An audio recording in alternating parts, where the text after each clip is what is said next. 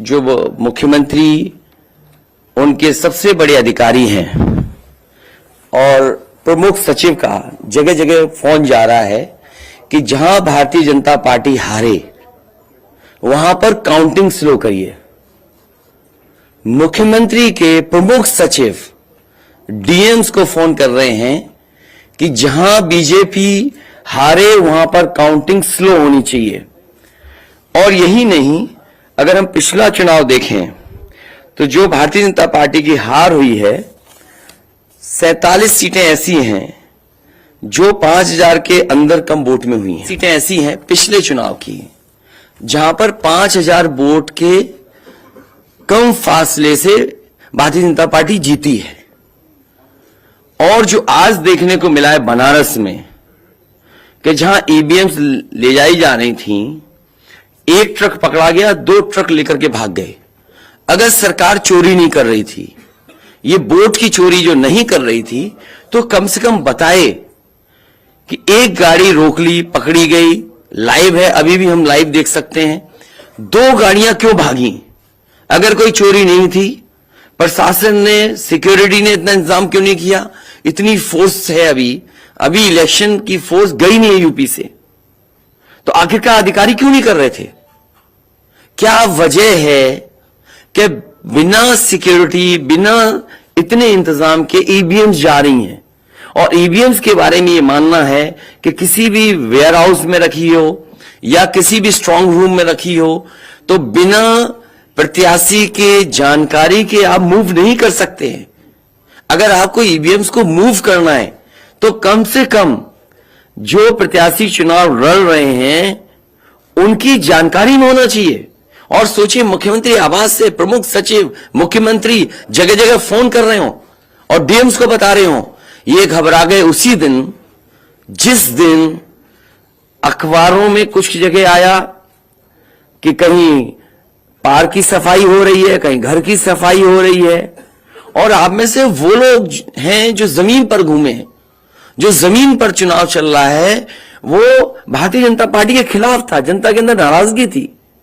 ये जो कल एग्जिट पोल आए हैं, मैं एग्जिट पोल पर बोलना नहीं चाहता था, लेकिन जो एग्जिट पोल आए हैं वो कहीं ना कहीं परसेप्शन ये क्रिएट करना चाहते हैं कि हां भारतीय जनता पार्टी जीत रही है, जिससे वो चोरी भी करें अगर, वो भी ना पता लगे कि हां चोरी हुई है। इसीलिए अगर हमने वोट दिया है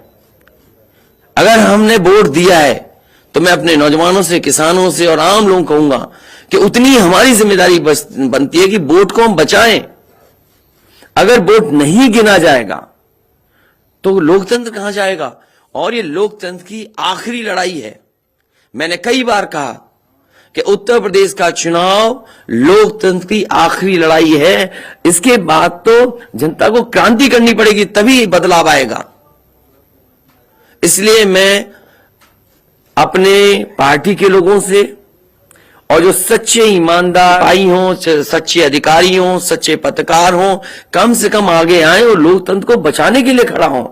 और मैं अपनी पार्टी के लोगों से कहूंगा कि जब तक काउंटिंग ना हो जाए तब तक कम से कम ये नजर रखें और लगातार निगरानी रखें कि कैसे वोट बचाया जा सकता है, कैसे जहां पर मशीनें रखी हैं कोई किसी का आना जाना ना हो।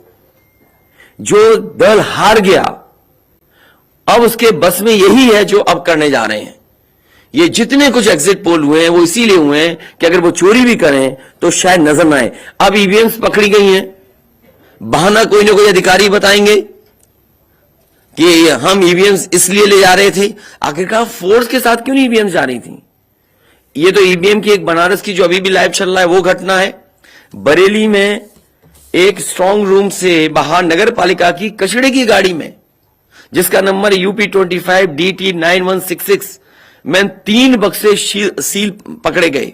जो सील बक्से थे, एक बक्से में सादा बैलेट पेपर था तथा 2 बक्से में मोहरें, रजिस्टर तथा सील करने वाला सामान था। करीबन 500 बैलेट पेपर पकड़े गए। इसी तरह सोनभद्र का है कि सोनभद्र में भी बड़े पैमाने पे चीजें पकड़ी गई। वो भी लोग समझ में आ गया तो उन्होंने देखा, एसडीएम को रोका।